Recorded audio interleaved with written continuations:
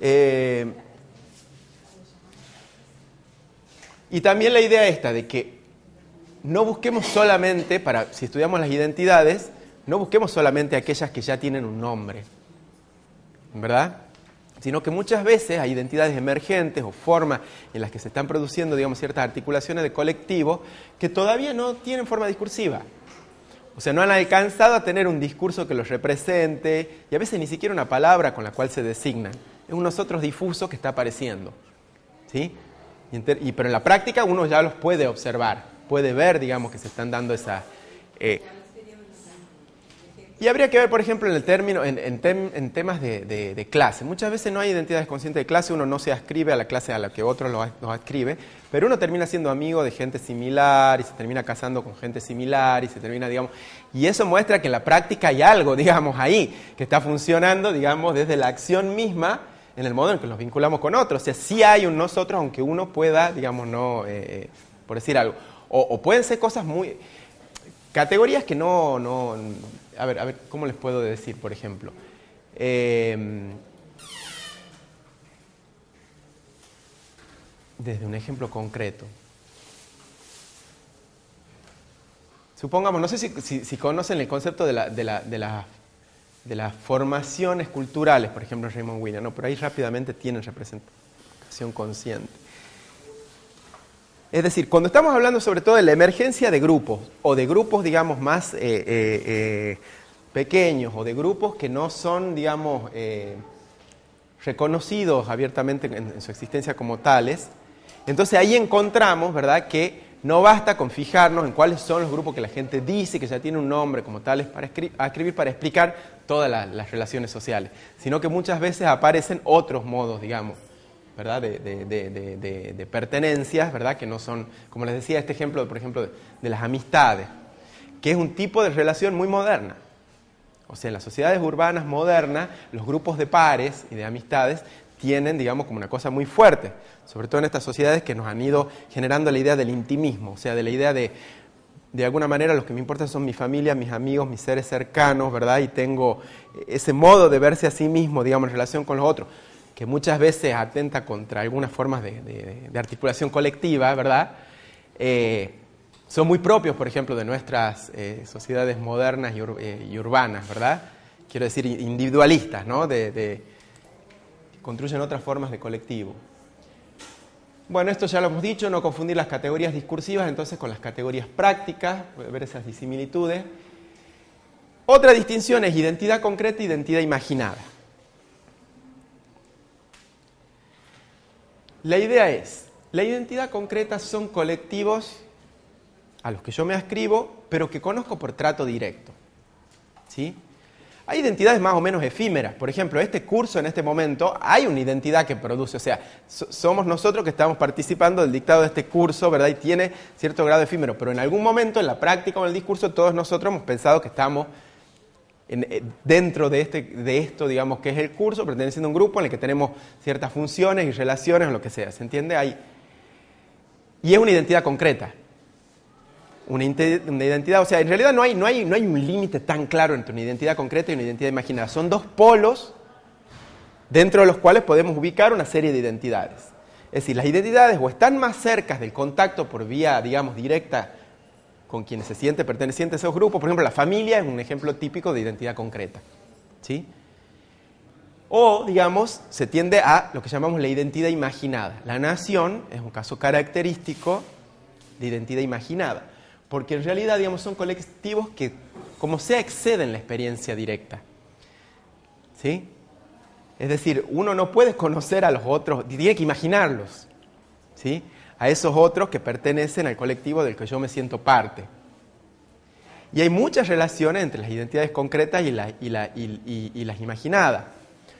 Por ejemplo, yo puedo participar de un grupo político concreto a partir del cual tengo cierta idea de nación. Entonces, la identidad concreta, esa del grupo del que yo siento que tengo cierta de lealtad y que comparto cosas, claro, es, digamos, el lugar donde se reproduce más fuertemente una identidad imaginada.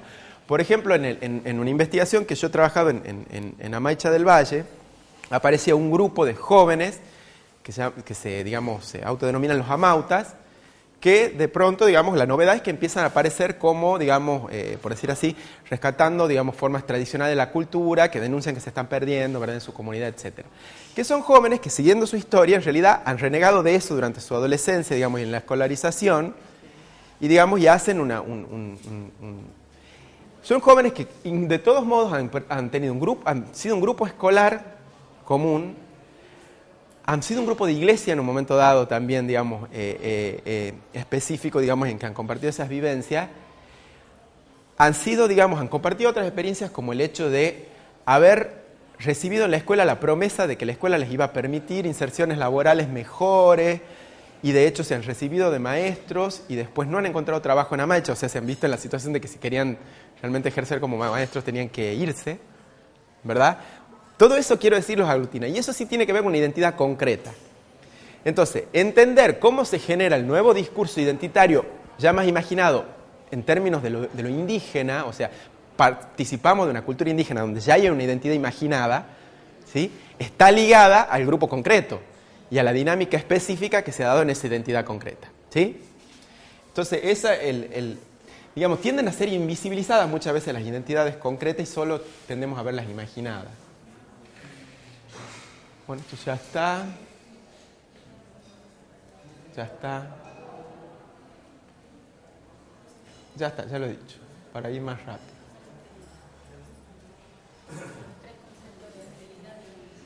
Alteridad.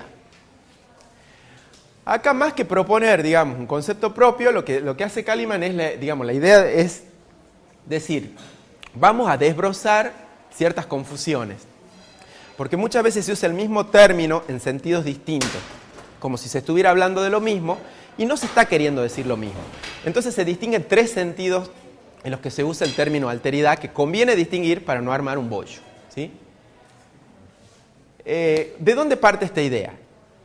Estos tres sentidos han tendido a ser unificados en uno solo, como si todos los tres quisieran decir lo mismo, desde una perspectiva, sobre todo, digamos, que viene del estructuralismo y del postestructuralismo, que tiende a pensar que necesariamente, digamos, hay una relación de oposición entre identidad y alteridad. Toda identidad se define en relación a una alteridad, y a su vez una alteridad se define en relación de oposición a una identidad.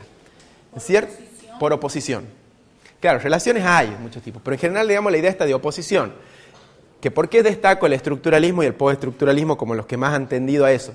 Porque parten de la idea sociriana de que el sentido se genera por relaciones de oposición. O sea, lo que hace que algo tenga sentido es la relación de oposición. Ese es el punto teórico básico de partida de ese pensamiento, ¿sí?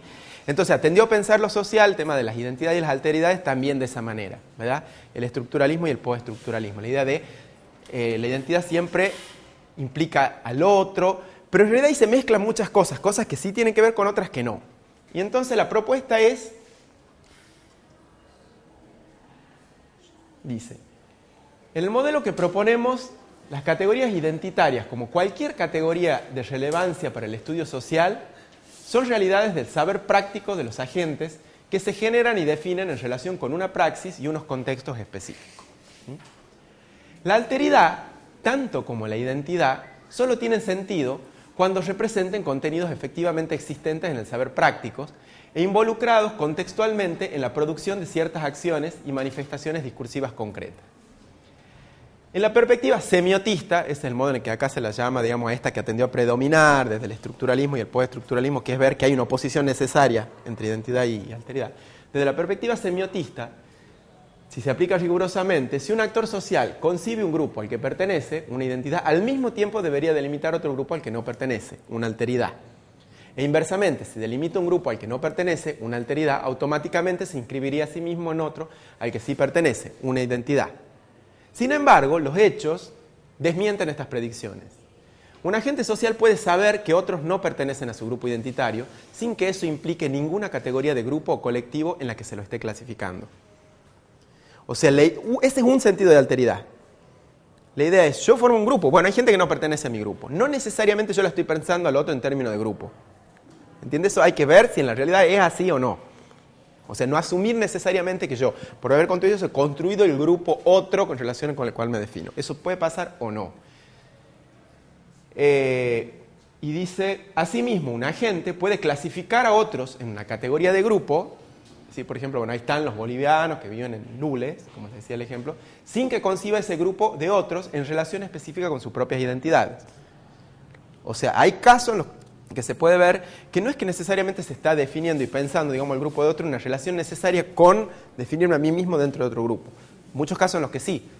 Pero, digamos, si tendemos a pensar eso a priori, nos perdemos de observar modos específicos de funcionamiento que no responden en verdad a esa dinámica. Por cierto, es probable que en algunos casos ambas operaciones coincidan. Que un actor defina al mismo tiempo un grupo al que pertenece, una identidad, en oposición a otro grupo al que no pertenece, una alteridad. Entonces dice, examinaremos a continuación cada una de estas tres posibilidades. Pero yo todavía no he diferenciado las tres. Y bueno, acá vamos de nuevo con las tres. La primera, alteridad quiere decir los otros con respecto a una identidad. Ese es un sentido. ¿Sí? No implica más que eso.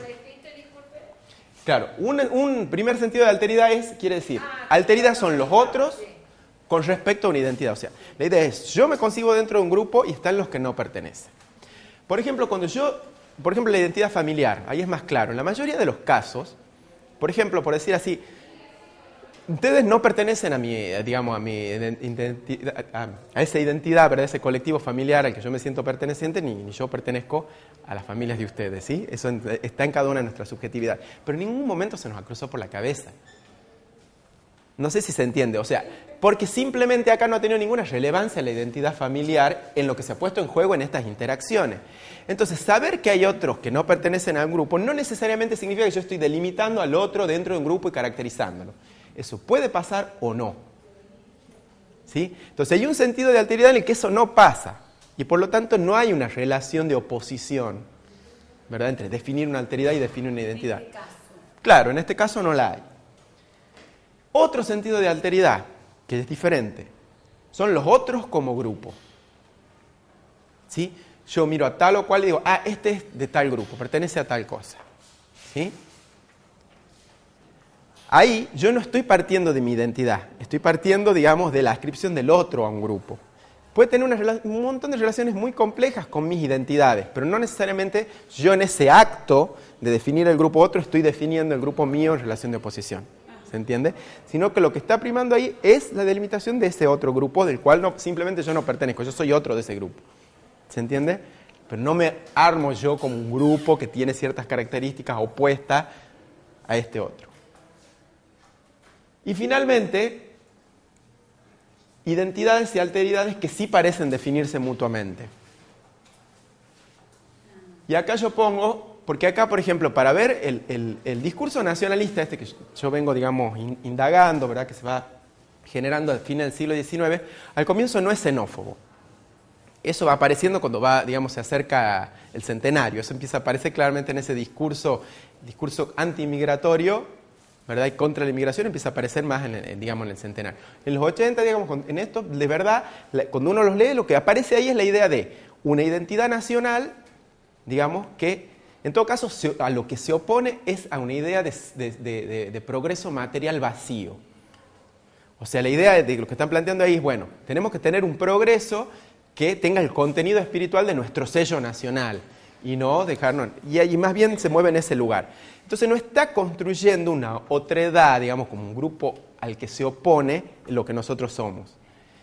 Cuando se vuelve una relación conflictiva, cuando realmente aparece una relación conflictiva con el contingente inmigratorio, sobre todo desde esta élite que está construyendo este discurso y estos sectores, digamos, populares que, por ejemplo, son anarquistas, socialistas, sindicalistas, ¿verdad?, hacen huelga y todo lo demás, entre otras cosas, ahí es donde sí empieza a definirse la identidad nacional en relación a una alteridad que es la invasión inmigratoria.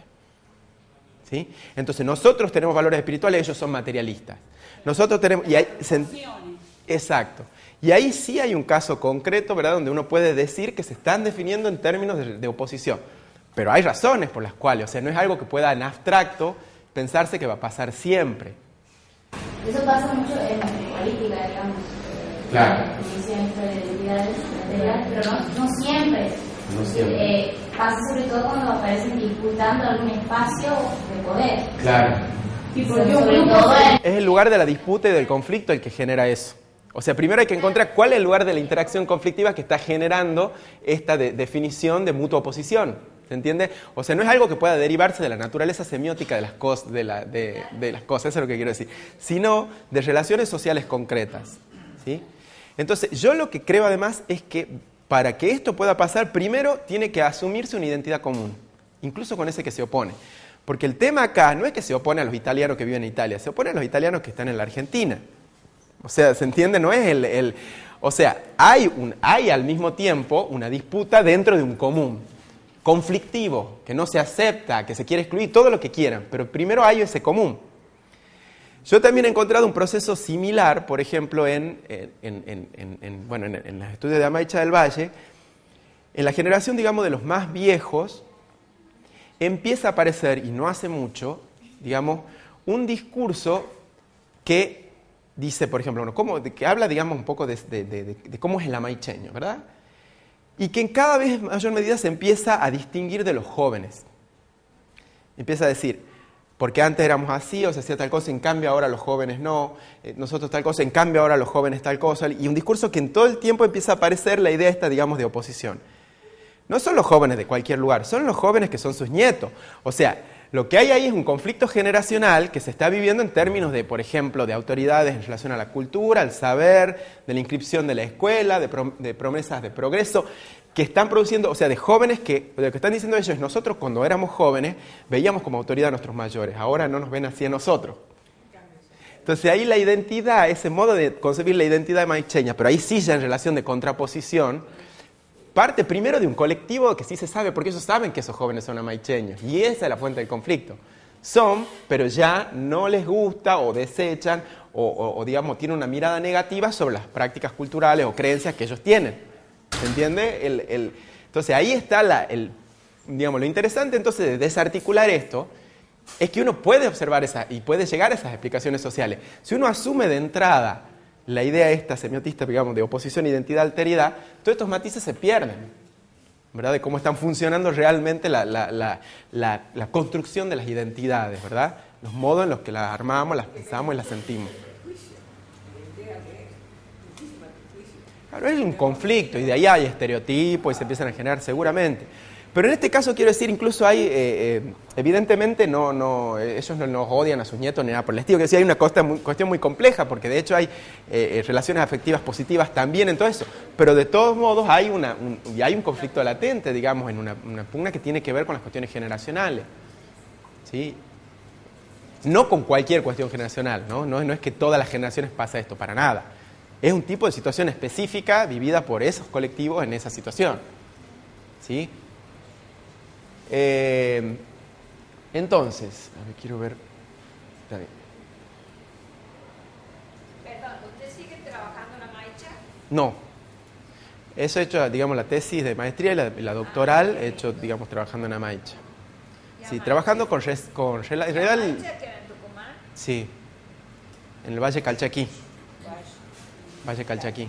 Es una comunidad india, digamos, de Tucumán, que tiene además la particularidad, como les decía, que es muy escasa, digamos, creo que es la única en territorio argentino, que es, claro, que tiene la propiedad común de la tierra desde la colonia hasta ahora, no tuvo interrupción en ese proceso. Por supuesto que se ha ido complejizando con cosas en las que algunos logró vender tierra, hacer la propiedad, todo eso sí ha habido una complejidad, pero de todos modos ha sido diríamos, en términos máximo ortodoxos, una base material que ha sostenido ciertas condiciones de reproducción durante un tiempo que no ha pasado, como sí ha pasado en Bolivia o en Perú, quiero decir, en otros países latinoamericanos, y que en Argentina en general no ha tendido a pasar. En general siempre han sido arrendatarios, han terminado siendo arrendatarios de la colonia o, digamos, los campesinados indígenas, ¿verdad?, de nuestro país. ¿Los matrimonios en la Maicha del Valle son endogámicos o no? Hay una tendencia, no es que esté prohibido, una cosa así, pero sí hay una tendencia, porque tiene que ver con el derecho comunal del acceso a la tierra y todo eso. Digamos, el matrimonio, o sea, no sé si es tan conscientemente armado, pero en general muchos de los que se casan con otros se dejan de vivir ahí. ¿Se entiende? Hay mucha migración también, no es que todos se queden, ¿verdad? Y hubo momentos en los que fue fuertemente expulsivo, digamos, sobre todo para los jóvenes, comunidad. O sea, ahí hay complejidad. Bueno, para ir sintetizando esto, dice, por el momento nos conformamos con subrayar que un conocimiento acabado de estos fenómenos sociales no puede ignorar las relaciones e interacciones sociales concretas. Esta es la idea, digamos, del materialismo acá. Los conflictos específicos y efectivamente vividos en los que la contraposición de una identidad y una alteridad puede arraigar.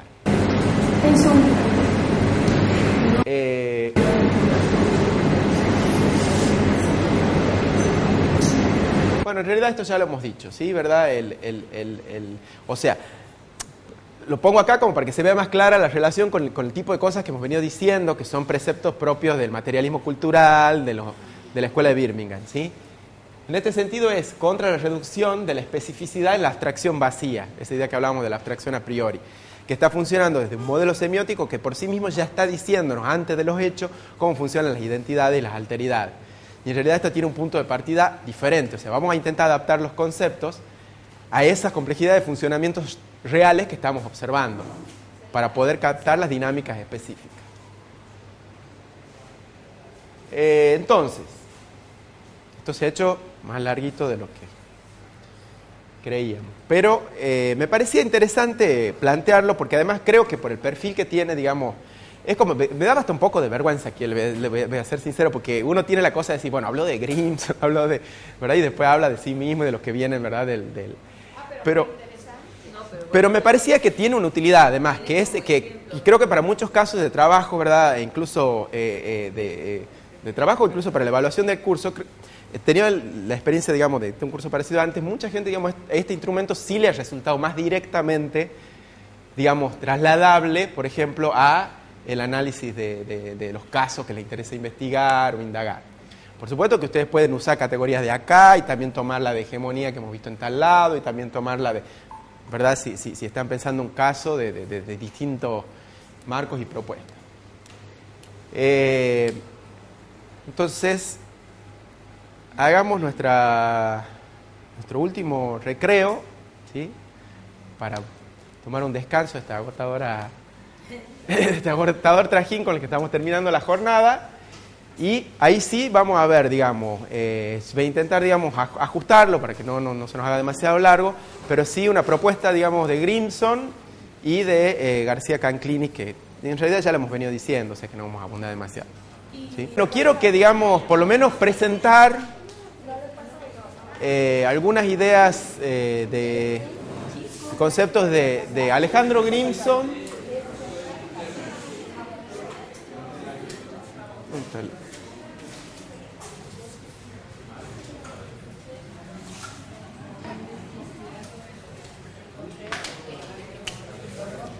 Alejandro Grimson,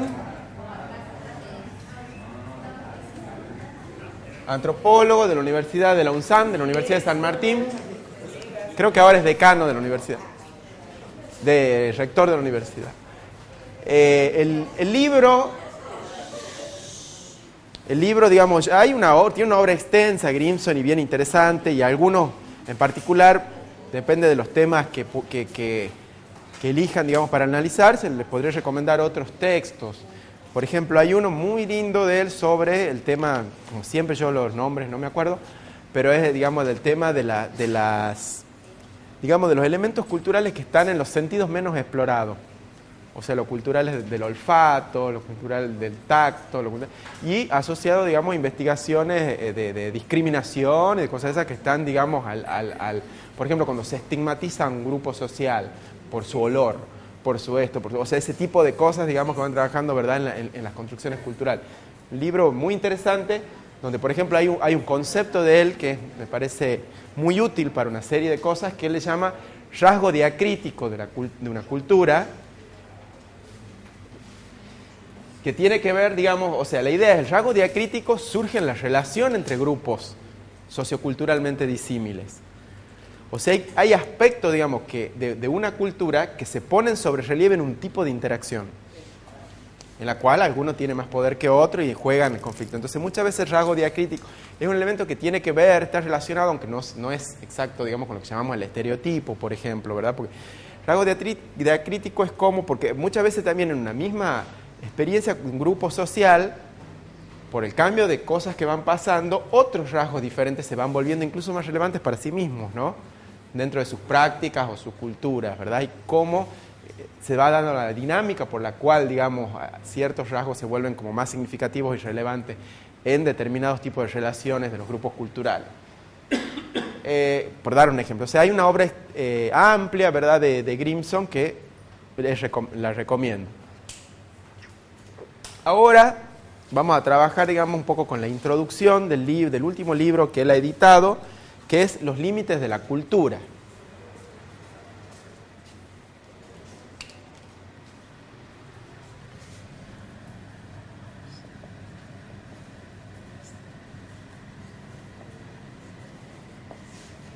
Los límites de la cultura, y tiene un subtítulo que es Crítica de las teorías de la identidad.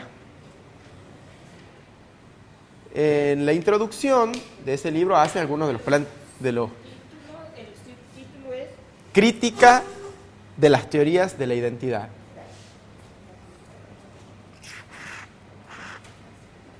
Como le adelantaba, hablando, digamos, de un tema anterior, Grimson, digamos, una de las cosas que acentúa también es esta distinción entre identidad y cultura, en la que ya no voy a insistir, digamos, cómo la trabaja él, porque ya le hemos hablado bastante viendo el tema, digamos, de la propuesta de Kahneman, ¿sí? Pero más o menos va en la misma dirección, digamos, de que son conceptos que en una concepción tradicional que se venía teniendo en la antropología sobre la cultura y las identidades han tendido a verse como indisociables, como casi a veces incluso como que el pasaje entre uno y otro era vis a vis, ¿verdad? O se habla de una cultura, hay una identidad y viceversa. Bueno, que la cuestión es más compleja y que no siempre coinciden, digamos, esas distribuciones, algo en lo que él también pone el acento.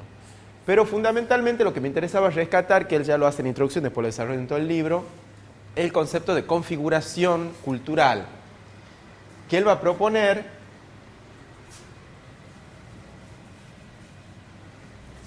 como alternativa, o sea, no en tanto como alternativa, como un modo de seguir trabajando con el concepto de cultura que desde ciertas perspectivas, digamos, predominantes, sobre todo en la década del 90, digamos, hasta ahora, de ciertas perspectivas teóricas, ha tendido a ser muy cuestionado, digamos, el uso. A ver, configuraciones culturales.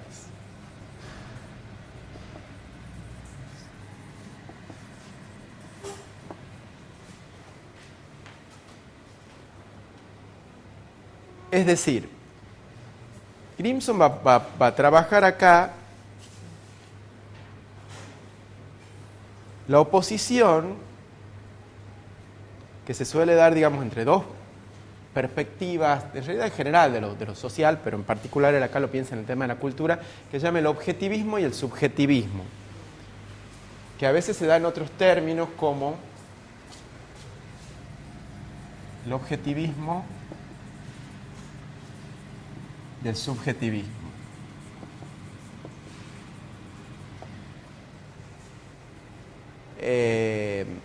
Por ejemplo, teorías estructuralistas, funcionalistas, positivistas de la cultura tienden a ser objetivistas. O sea, a pensar a la cultura como cosa existente y comprobable, digamos, como tal en la realidad, mientras que el subjetivismo y tendencias como los constructivismos, digamos, las líneas postestructuralistas, ¿verdad?, posmodernas, más bien, digamos, se orientan hacia un cuestionamiento, digamos, el subjetivismo es más bien un cuestionamiento de la noción objetiva de cultura. Él plantea que en el comienzo el subjetivismo es un cuestionamiento relativamente actual, contemporáneo, de las últimas décadas del objetivismo, digamos, entiéndase una crítica de la concepción esta objetivista de la cultura como una unidad en la que, como decíamos, básicamente se tendía a pensar en la confluencia entre territorio, ¿verdad?, comunidad, cultura e identidad. Si es el modo en el que tradicionalmente empieza a trabajarse la idea de cultura, es desde la idea, digamos, bueno, sobre todo asociado a la idea de nación en un comienzo, o sea, están las naciones, cada una de ellas, es el primer modo en el que se empieza a pensar, digamos, la idea esta antropológica de cultura estuvo muy asociado, muy ligado a la idea de nación. Yo diría que que en Herder hay un germen, como este que hablábamos, digamos, este filósofo, por más que haya una concepción ahí metafísica, hay un germen de lo que, digamos, de un quiebre que va a llevar hacia la idea de cultura tal como la pensamos hoy. De hecho, lo que había antes, digamos, en la tradición intelectual y en el pensamiento europeo, era más bien la idea de civilización. Y la de cultura viene a ser una cosa alternativa, digamos, da un giro hacia otro lugar. Porque la idea de civilización era un poco la idea de cambio de los modos de vida, pero en un sentido racional, que conduce hacia, digamos, el tipo y el modo de vida que han alcanzado las sociedades europeas, ¿verdad? O sea, llegar a ser como la sociedad francesa, la sociedad inglesa, etcétera, sería la civilización. Sí. Las 4 palabras, territorio. Eran la correspondencia a territorio, comunidad, ¿verdad? Cultura e identidad. Eso se pensaba como una cosa, comunidades, digamos, indisociables. Por ejemplo, como decimos en las primeras formas de concebir la cosa de nación, está claro que es así. Se piensa en esas cosas como indisociables, ¿verdad? Pero quería decir, digamos, porque hay cosas que hoy es fácil, digamos, obviamente criticar y cuestionar desde una serie de perspectivas que tenemos en la actualidad, pero muchas veces no vemos los significativos que han sido en algún momento algunos pasajes, como les digo, este pasaje que se va dando de la noción de civilización a la noción de cultura. Porque Herder ya que dice, por ejemplo, él empieza diciendo, él, digamos, no es que reniegue del todo de la idea de progreso, pero empieza a decir, digamos, hay un progreso artificial o un progreso orgánico. El progreso, por decir así, orgánico, va a tener que ver con las características propias de la sociedad en la que ese progreso se da. Por lo tanto, no habría un solo modelo de desarrollo de un modo de vida bueno, por decir así, ¿verdad? Que es la idea de civilización, que pone en un paradigma, ¿verdad? Como alcanzar un modelo que es el de digamos, el que han alcanzado en el siglo, digamos, en la modernidad, ¿verdad? Las naciones europeas. En cambio, esa es civilización, claro, asociado directamente a la idea de progreso y razón, ¿sí? En cambio, la idea de cultura está basada en la idea de tradición, o sea, surge muy ligada a esta idea de nación. O sea, de pensar que puede haber modos distintos del progreso, o sea, modos de vida que sean valorados de modos diferentes, digamos, por distintas poblaciones. Ahí ya está el germen, quiero decir, de esta... no está ahí el concepto antropológico todavía de cultura, pero hay un quiebre, digamos, filosófico que claramente ya empieza a apuntar, digamos, en una dirección menos etnocéntrica, digamos, dentro del pensamiento intelectual, ¿verdad?, europeo. El caso de Herder, como les decía, pensando en relación al modelo francés, que era el modelo de las clases, digamos, altas alemanas, ¿sí? Bien. Entonces, ahí se empieza a conformar un concepto objetivista de cultura que piensa, digamos, la cultura como una cosa homogénea, compartida, ¿verdad?, por todos los habitantes de un territorio y vinculada a una identidad. El subjetivismo empieza a poner el acento en otros aspectos entonces que cuestionan esa imagen de la cultura. Por ejemplo, en la heterogeneidad cultural de una población, ¿sí? Es decir, que en realidad la imagen homogénea es una construcción ideológica desde ciertos sectores, pero que la realidad, digamos, es una dispersión mucho más amplia. La heterogeneidad cultural incluso del sujeto. Es decir, un mismo sujeto no es que pertenece a una cultura, participa culturalmente de distintas formas en la constitución, ¿verdad?, del propio sujeto. O sea, pone el acento, digamos, en el carácter más aleatorio y construido, digamos, de lo cultural. E incluso en la idea, digamos, no solo de la heterogeneidad, sino de los conflictos, ¿verdad?, en torno a eso, que en general el concepto homogéneo, ¿verdad?, objetivista de cultura había tendido, digamos, a borrar. Porque en general lo pensaban, digamos, más que como contenidos realmente presentes en la subjetividad de los actores sociales, se pensaba como en términos de un ideal, como si fuera un sistema, ¿verdad?, de normas, de valores, de significado, que de alguna manera todos, ¿verdad?, que existe independientemente de cada uno de los individuos de esa población, esa es la idea objetivista, ¿verdad?, y se expresa en las prácticas y en las acciones de cada uno de esos miembros de una cultura. Bueno, eso es lo que se empieza a objetar, ¿sí? Ahora, lo que va a plantear Grimson es que el subjetivismo, al cual él rescata, digamos, muchos valores en esa crítica al objetivismo, ha tendido no,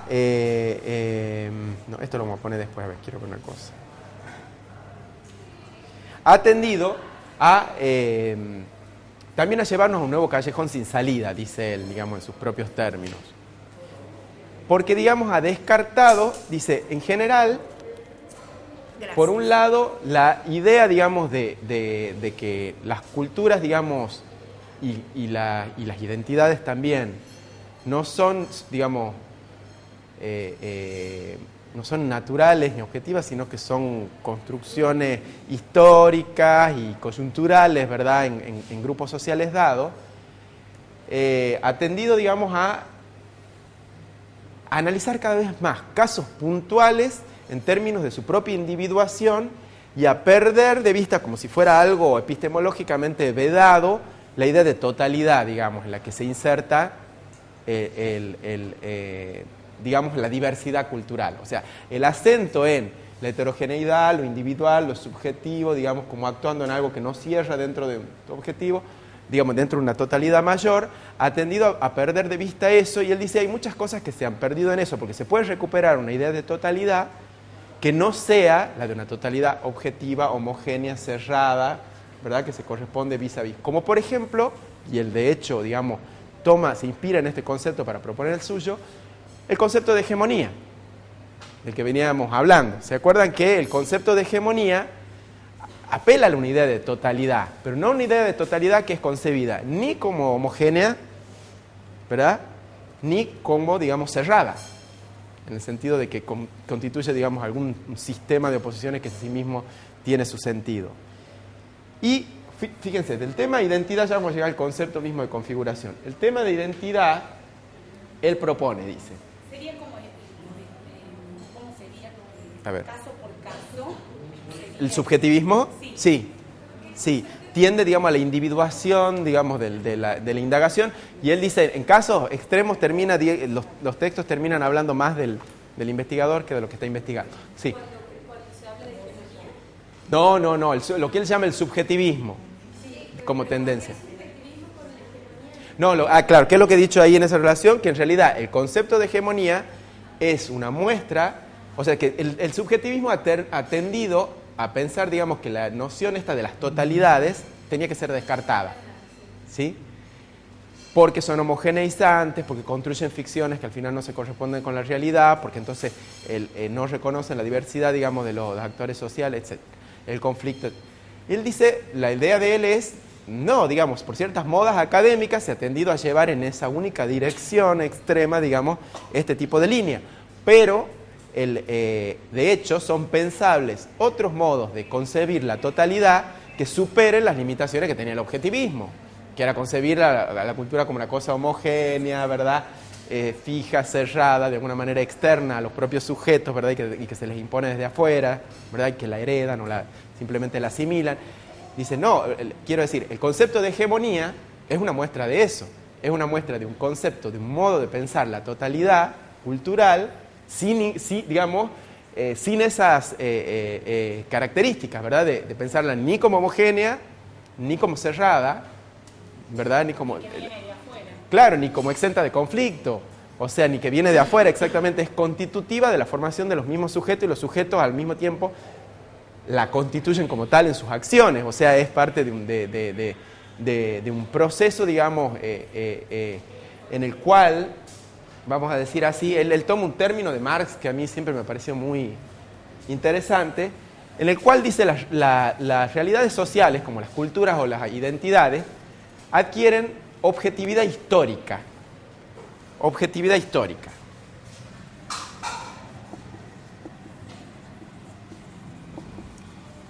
Ya vamos a, esto lo había puesto porque iba a empezar a hablar de identidad, pero me he desviado por la pregunta. Digamos una aclaración. Esta idea de objetividad histórica Marx la propone, lo dice más de una vez, pero donde más pone el acento esto es cuando habla del fetichismo de la mercancía. En el Capital, en el libro El Capital, ¿verdad?, de Marx, hay un capítulo dedicado a eso, que se llama así el fetichismo de la mercancía. Fetichismo, ¿saben lo que es un fetichismo? ¿Qué sería? Chao. Porque oculta las relaciones de producción.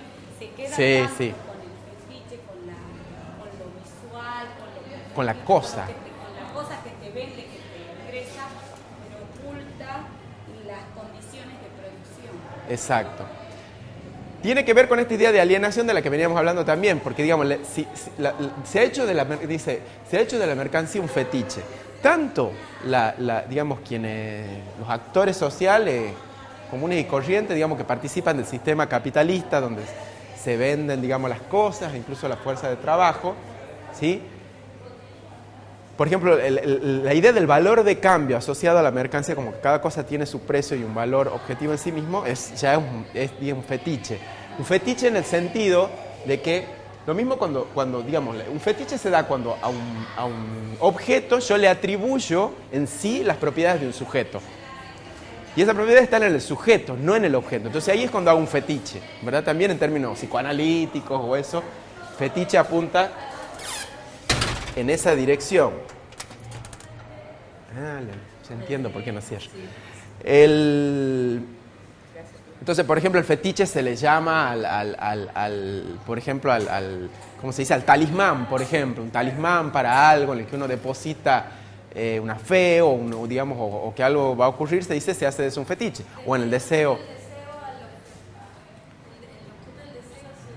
Exacto. Por ejemplo, que siempre hay un desplazamiento, digamos, en realidad lo que es deseo hacia un sujeto termina, digamos, enfocándose en el objeto, se pone en el objeto la propiedad, ¿verdad? Que es el fetichismo de que le gustan los zapatos de tacos altos, por ejemplo, en las mujeres. O sea, dirige la característica del deseo, digamos, hacia la mujer al objeto, ¿sí? Y es como que le imprime ahí. Bueno, dice, en realidad hay muchos tipos de fetichismo. El que Marx, digamos, destaca acá en su análisis de la teoría económica es el de la mercancía, y lo que él dice es, digamos, la mercancía no existiría sin las relaciones sociales que la hacen existir como tal. O sea, sin los sujetos que están concibiendo que hay cosas que se venden, que se intercambian, que tienen un valor de cambio, ¿verdad? Sin todo eso, sin las relaciones específicas, digamos, sociales, a través de las cuales ese objeto existe, digamos, no existiría. Entonces, no existe objetivamente en sí. Dice, no existe ontológicamente, por decir, en sí. Es una creación histórica humana que puede desaparecer tanto como apareció. ¿Se entiende? Como puede aparecer cualquiera de las cosas, digamos, culturales. Está construida, ¿verdad?, por los sujetos en sus relaciones. Ahora, lo que va a decir Marx es, sin embargo, produce efectos. Es decir, si tiene su realidad como objeto y su objetividad reside en un carácter histórico, no ontológico.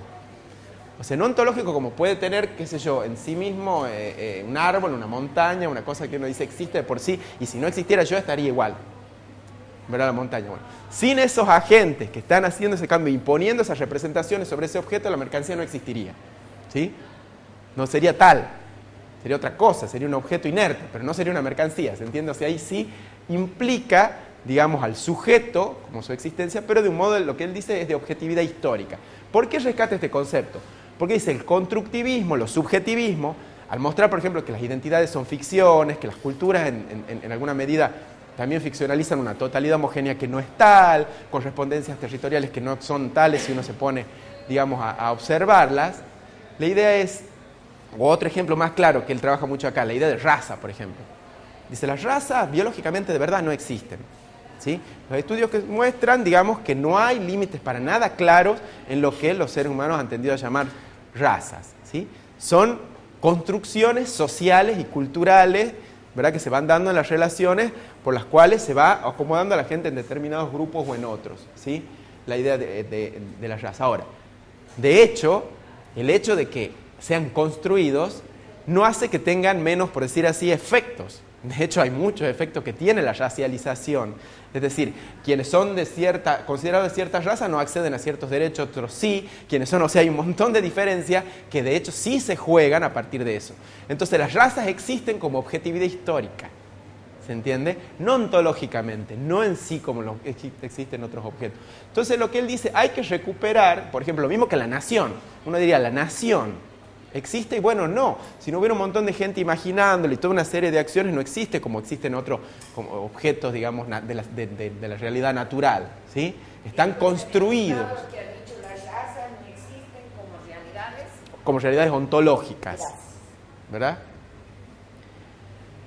Entonces él va a recuperar para la noción de cultura y para la noción de identidad esta idea, digamos, de objetividad histórica.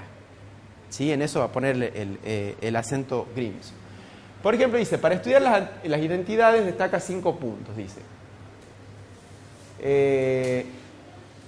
Parecido a algunas de las cosas que veníamos diciendo cuando veíamos lo de Kalimann. Por ejemplo, el primer punto. La identidad como ficción es típica de las concepciones subjetivistas. ¿Sí? Lo que él dice es, reconocer el carácter construido no quiere, digamos, no niega su efecto en la realidad. Es como decir, por ejemplo, y lo dice de hecho, por ejemplo, reconocemos que estos edificios, que estos también son construidos, la mesa de esta también es construida, sin la acción humana no existiría como objeto.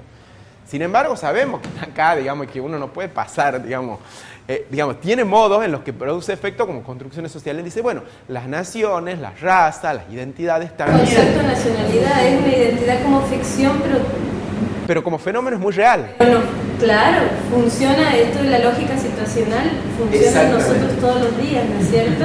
Somos, no somos, recién llenamos una planilla y se nos preguntaba nacionalidad. Claro. A eso apunta la idea. Después, un segundo punto es lo siguiente, o sea, que tiene que ver con esto que decíamos de la lógica situacional, que es lo que él tiene, lo que dice que hay que explorar. Bien. Y plantea, digamos, la idea esta, pocas construcciones, o sea, de hecho, hay muchas apuestas de construcción, de discurso, que todo el tiempo se dan, pero no cuajan. ¿Sí? O sea, lo importante no es ver solamente que es construida, sino por qué, cuáles son las lógicas situacionales que hacen que esa construcción haya alcanzado, o sea, por qué las razas han alcanzado, digamos, en determinadas sociedades tanta importancia, esa construcción como tal.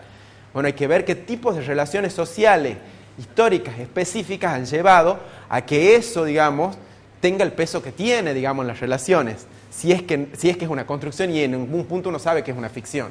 ¿Se entiende? Pero ¿por qué son ficciones que tienen tanto efecto, tanta objetividad histórica? Eso nos remite a la idea entonces de la lógica situacional. O sea, no todas las construcciones cuajan, no todas cristalizan, no todas tienen éxitos y se reproducen. Cuando sí lo hacen, él habla de la sedimentación. Se van sedimentando históricamente de modo tal que para los que ya nacemos en una sociedad en la que eso está naturalizada, las vemos casi como objetos de la naturaleza en sí. ¿Verdad? No las pensamos como construcción humana. Está de nuevo la idea de alienación esta de Marx. ¿Verdad? La pensamos lo que es construcción del sujeto, lo que termina siendo visto por el sujeto como algo externo y objetivo a él, no depende del sujeto, ¿verdad? Está ahí antes que yo y se me impone como tal. ¿Sí?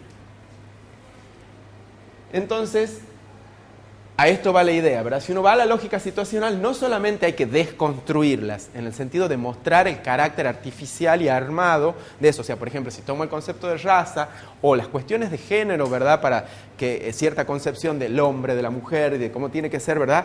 Que están construidas, digamos, para dividir las cosas. Bueno, ¿de qué dependen, digamos, esas construcciones?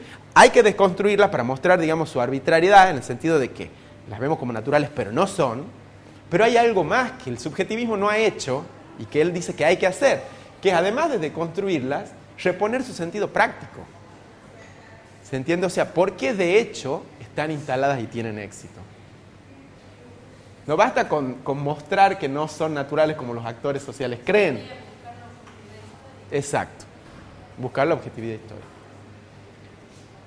Otra cosa que, digamos, otras observaciones que él pone ahí. Bueno, lo último es lo de la objetividad histórica, que ya lo hemos venido diciendo, ¿verdad? El cuarto punto es esta, digamos, de que muchas veces el origen de las construcciones sociales que de alguna manera organizan nuestras sociedades, nuestras relaciones, los vínculos, no son tan nítidos, ni tienen por qué serlos, en el sentido de que muchas veces no es que, por ejemplo, hay ciertas teorías, digamos, que tomamos la línea del marxismo, que bueno, ven, la clase dominante inventa una idea, una construcción, que los subalternos aceptan, digamos, ese esquema de cosas por los cuales domina.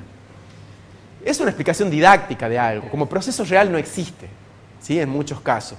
Y muchas veces no es tan claro, digamos, cuál es el origen de esas construcciones. A veces surgen, muchas veces, por decir así, Williams tiene un concepto para eso, se llama las estructuras de sentimiento. ¿Sí? pasa que cierto grupo social en un momento dado, ante cambios que se producen en la sociedad, viven nuevas experiencias que no tienen ni prácticas, ni modo de expresión, ni términos para ser designadas dentro de la sociedad en la que todavía se está viviendo. Entonces ocurre que de alguna manera empieza a articularse un discurso que tiene que ver con esas experiencias compartidas, aunque todavía, ¿se entiende?, no estén... O sea, ¿cuál es el origen exactamente? ¿Quién la inventa? ¿Quién la crea? No está, ¿verdad? Es muchas veces una situación social, digamos, que hace una construcción donde no aparece... Claro, exacto. Desde el comienzo intersubjetiva, en la mayoría de los casos. En otros no, bueno, sí, uno podría decir que hay algunos orígenes más marcados o puntos de inflexión que han sido claros, cierta agencia que en un momento dado ha empezado a expandir cierta idea, ¿verdad? Y a darle cabida, digamos, en la sociedad. En algunos casos sí, pero no necesariamente es así. Vamos a leer una cita donde vamos entonces al concepto de configuración cultural, dice. Este libro busca demostrar que objetivamente existen configuraciones culturales en diverso grado y de distinto tipo. Como explicamos en el capítulo 5, esta es la introducción, o sea, está adelantando lo que va a ser en el 5, entendemos que una configuración cultural es un espacio en el cual hay tramas simbólicas compartidas, hay horizontes de posibilidad, hay desigualdades de poder, hay historicidad. Se trata de una noción útil contra la idea objetivista de que hay culturas esenciales y contra el postulado posmoderno de que las culturas son fragmentos diversos que solo los investigadores ficcionalizan como totalidades. La noción de configuración busca enfatizar tanto la heterogeneidad como el hecho de que se encuentra en cada contexto articulada de un modo específico. Les doy un ejemplo. En un momento dado ha surgido acá el tema del análisis de los estereotipos de la provincia y del provinciano, ¿sí? Como un objeto de análisis. O sea, el santiagueño es de tal manera, ¿verdad? Cosas que se conocen y que se difunden. Que muchas veces son asumidas en distintos grados y en distintas visiones por quienes, digamos, están pertenecen, ¿verdad?, a ese colectivo. Analizar en términos de configuración cultural, primero sí, por supuesto, es de construir esa afirmación. Es decir, no es que sea una realidad que es así y constatable. Pero en segundo lugar, buscarle su sentido, digamos, histórico, ¿verdad? A partir de una lógica situacional. O sea, ¿por qué sobrevive? ¿Desde qué lugares se reproduce entre los mismos actores que, digamos, incluso son el objeto del estereotipo? ¿Se entiende? O sea, por decir así, si hay una subalternización en esa concepción, es el mismo subalterno el que también reproduce, digamos, esos lugares. ¿De qué modo? ¿Con qué entra en conflicto? ¿Con qué experiencias y otras formas culturales aparece, digamos, una resistencia? ¿Cuándo, digamos, se la asume y cuándo no, por ejemplo? ¿Verdad? Eso es empezar a explorar, digamos, una configuración cultural en la que la idea esa misma de que el santiagueño de tal manera participa de esa totalidad, pero no la realiza como tal, no es esa totalidad, no la describe como tal. Sí es un elemento que forma parte del modo en el que ese colectivo se concibe como tal y con el cual pugnan de distintas maneras y se posicionan distintos actores o en distintas circunstancias, se entiende, de modos diferentes. Entonces, la idea de configuración cultural reconoce, digamos, las heterogeneidades, pero al mismo tiempo, ¿verdad?, no como fragmentos. Claro, busca explicarla en términos de cómo, claro, pero cómo se reúne en una especie de totalidad. ¿Me entendés? Que es compartida dentro de un grupo social, ¿sí? Dado, resistida, lo que sea, sí. Por ahí las identidades conscientes frente a las ficcionales que hemos visto hace un ratito, estoy pensando que esto del ser santiagueño muchas veces nos sirve como identidad consciente, pero sin explicación. Ajá. Perdón, la identidad ficcional nos sirve como discurso, sí, ¿no? Nos sirve como discurso, sí, tiene una finalidad como discurso, pero sin ninguna búsqueda de historicidad, de qué nociones culturales hay, cuáles son sus prácticas, cuáles son sus tramas de poder, claro, en dónde está configurado. Claro. La pregunta también sería ¿por qué nos sirve o a quiénes? O sea, ¿y por qué se sigue, digamos, se sigue reproduciendo? O sea, ¿cuándo se expresa, por ejemplo? Esa es una pregunta principal. cuándo y quiénes la expresan y en qué situaciones. ¿Sí? Ahí empezamos ya a recorrer la trama de las relaciones sociales de la cual eso está participando. ¿Sí? Y encuentra instancias de reproducción. ¿Sí? Dice, otra cita de Grimson de la introducción. El entramado heterogéneo de un conjunto adquiere sentido al ser observado a través de otras formas de la heterogeneidad. La teoría crítica, lo que está diciendo acá es comparar, o sea, si uno ve, digamos, por decir así, vamos a simplificarlo acá, porque seguro que es más complejo. Si comparamos provincias, por decir así, ¿sí? Dentro de la Argentina. Vamos a simplificar por ahí, porque probablemente las delimitaciones sean más complejas que simplemente separar territorios provinciales.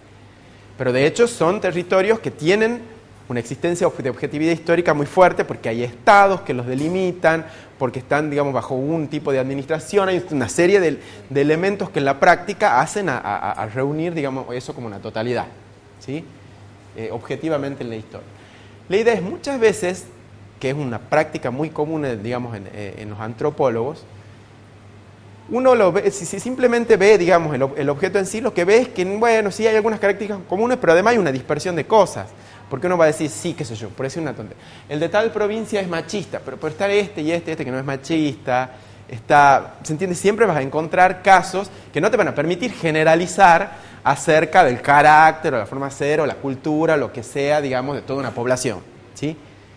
Sin embargo, cuando yo contrasto una población con otra, veo que el modo en el que se organizan las heterogeneidades no son iguales, ¿sí? Sigamos leyendo esta frase. Dice, el entramado heterogéneo de un conjunto adquiere sentido al ser observado a través de otras formas de la heterogeneidad.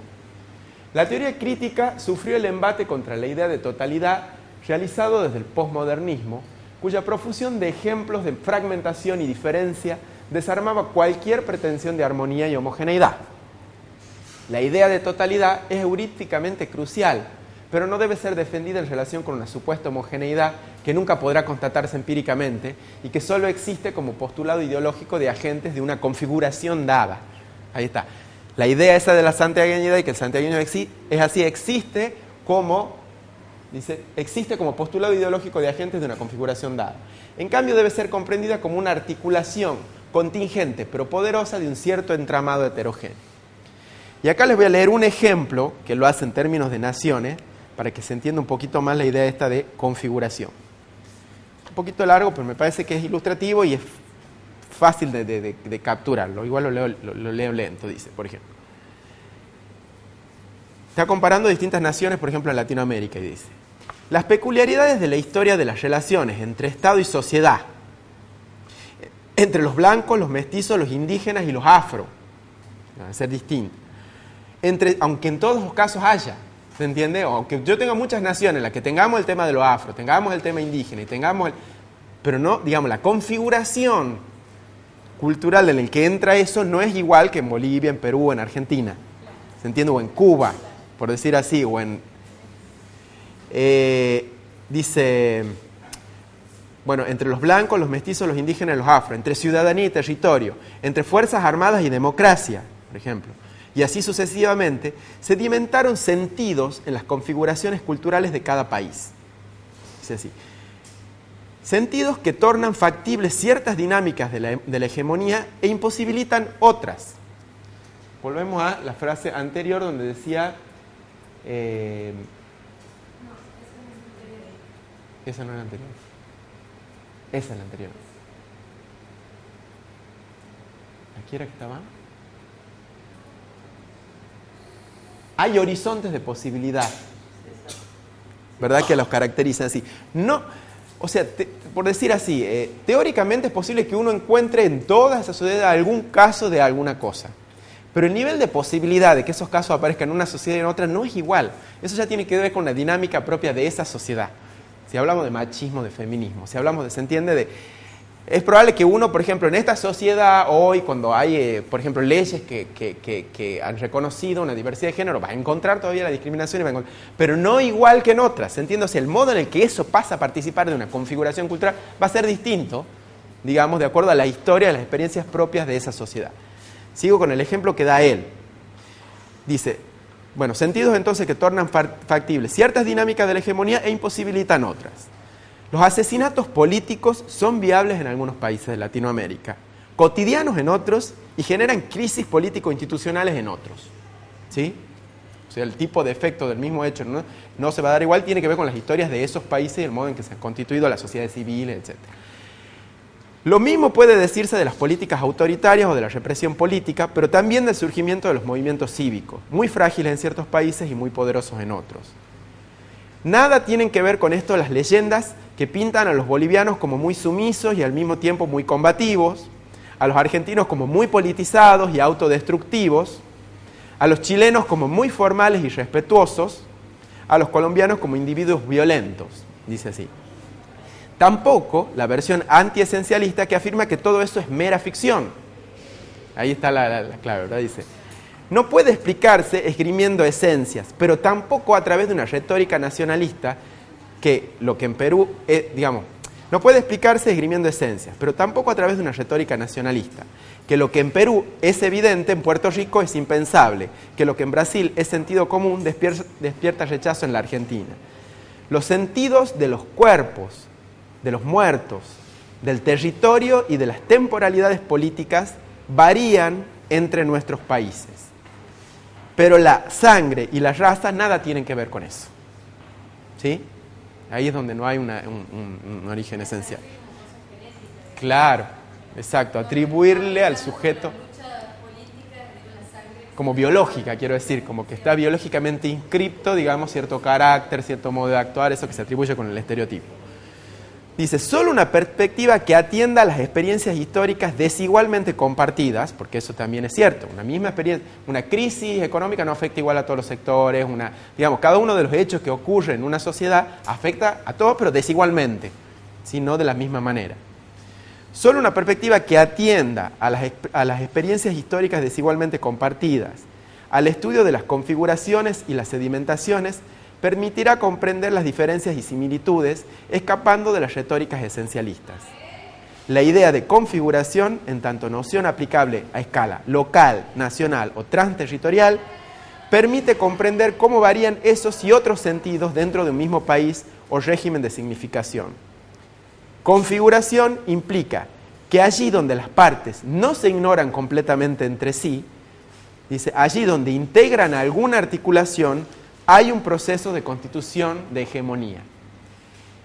¿Está? Entonces, es como decir, sí hay un modo en el que se puede seguir hablando de que hay una cultura santiagueña, o hay una cultura argentina, o hay una cultura, ¿entendés? En esos sentidos. Pero en un modo distinto al que lo pensaba el objetivismo, en términos de la configuración cultural, ¿sí? Que como les digo, toma mucho en realidad el concepto de hegemonía. Hay mucho, digamos, de esa noción en este modo de plantear desde la antropología, un modo de recuperar la noción de cultura sin los escollos de, digamos, propios del objetivismo, ¿verdad? El esencialismo y todo eso, de atender a las críticas que ha hecho el subjetivismo, pero sin tampoco caer en, digamos, descartar la idea de totalidad. Yo creo que en Grimson además está la idea de que digamos, es muy riguroso en el tema de los científicos, pero él siempre piensa que tiene que, digamos, que no hay manera en que las ciencias sociales no tengan que ver con visiones políticas, aunque sea en un sentido muy amplio, ¿verdad? Digamos, en las intenciones que llevan, digamos, a desarrollar ese conocimiento, aunque uno tenga que intentar ser desprejuiciado. Y en realidad, por decir así, las líneas del subjetivismo y posmodernistas han llevado a unos tipos de política que son solo de la micropolítica, que no necesariamente es descartada, digamos, de la visión de Grimson, pero que ha descartado, por ejemplo, la idea del Estado como posibilidad de transformación, que ha descartado ideas, digamos, de construcciones colectivas más amplias, o sea, la idea de pensar en términos de totalidades, ¿verdad? También las configuraciones culturales en las que estamos, ¿no?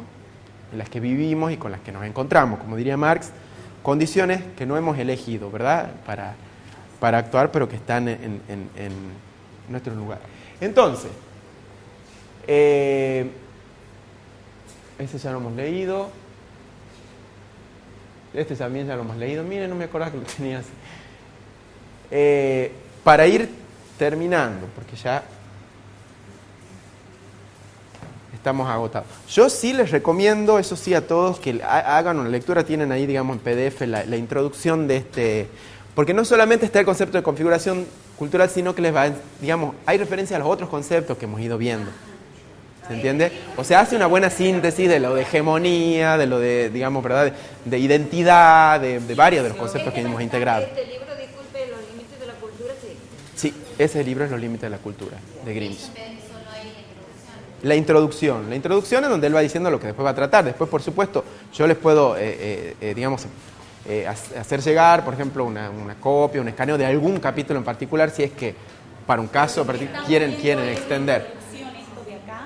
Estos todos son citas de la introducción, lo que me estoy diciendo.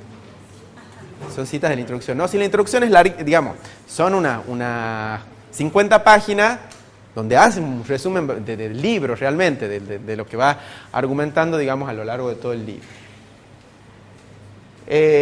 Nos ha quedado para el final, y yo creo que eso nos va a permitir tratarlo como más rápidamente, porque ya lo hemos venido adelantado a varias cosas, la propuesta de hibridez de García Canclini, ¿sí?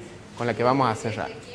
García Canclini, o sea, Néstor García Canclini es un antropólogo argentino, pero que reside desde el año 76, digamos, como exiliado en México, y ya produce desde ahí, ¿sí?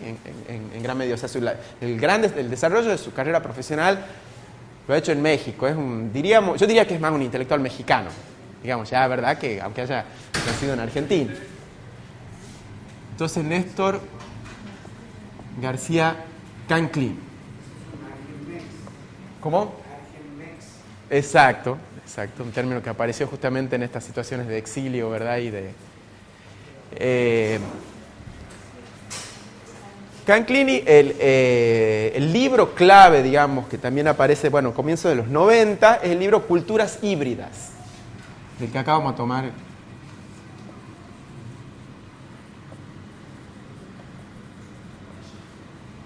Y el subtítulo del libro es Estrategias para entrar y salir de la modernidad. O sea, el planteo que él viene haciendo, digamos, el que responde, tiene que ver con esto que hemos venido viendo en varios autores, de la multitemporalidad y la heterogeneidad cultural, digamos, de nuestras sociedades. Esto que, por eso decía que ya lo hemos venido diciendo, somos premodernos, somos modernos, somos posmodernos, o tenemos que, en todo caso, cuestionar esas categorías como modos de análisis para nuestra sociedad. Yo entiendo que él no las cuestiona tanto. Al final, digamos, de un modo, él termina hablando de lo abigarrado que es esa construcción.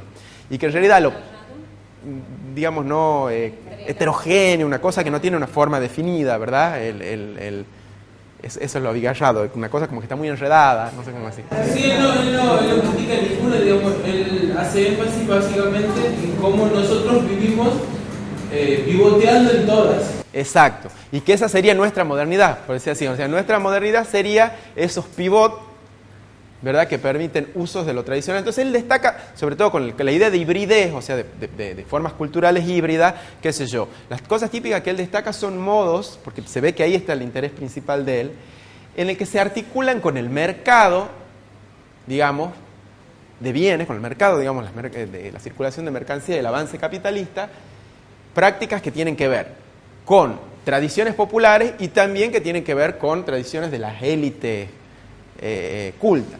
Él en realidad empieza diciendo que tendemos a segmentar el estudio de lo cultural por lo menos en tres partes. Están los que se ocupan de estudiar lo culto, los que se ocupan de estudiar lo popular y los que se ocupan de estudiar lo masivo, ¿sí?, como cultura. Entonces, en la misma línea, en esta que vienen los estudios culturales y todo eso, va a decir, o sea, lo que va a plantear es que pensar en esto como esferas separadas y que por lo tanto pueden ser abordadas por disciplinas distintas, en este caso, por ejemplo, lo culto lo hace la crítica literaria y de arte, ¿verdad? Estudia lo que llamamos, digamos, lo culto, ¿verdad? La literatura, las obras de arte, eso de los pintores, etc. Lo popular, estudiado sobre todo por la antropología y la folclorología,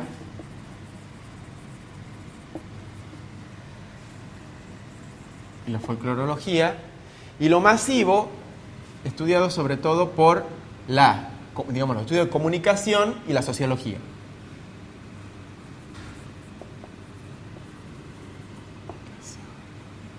Y la sociología. El hecho de que se hayan estudiado de modo separado, que es lo que él dice acá, hay que empezar a hacer de otra manera, revela para él, digamos, ciertos prejuicios acerca, digamos, de cómo se divide lo cultural que hay que desandar, porque si no, no estamos describiendo la realidad como es.